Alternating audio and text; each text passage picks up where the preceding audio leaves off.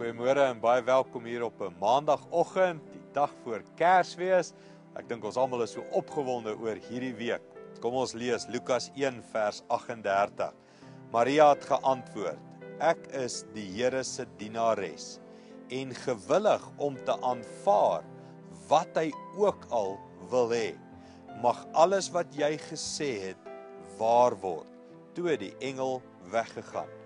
Vir my is hierdie die grootste woorde van Kersfees. Inteendeel, dit moet ons almal se woorde wees.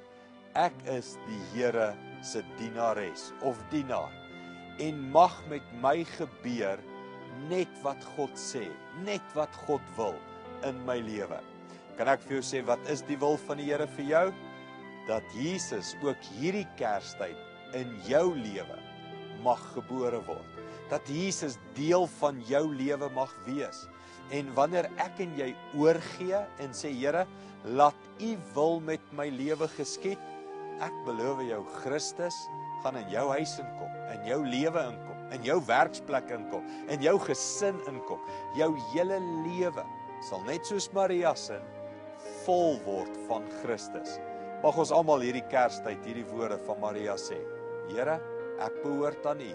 Mag U wil in my lewe geskied. Kom ons bid dit saam.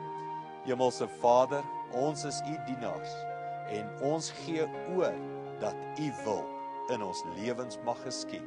Laat Jesus hierdie Kerstyd in ons lewens inkom. Dankie daarvoor in Jesus naam. Amen. Goed gaan en sien jou weer môre.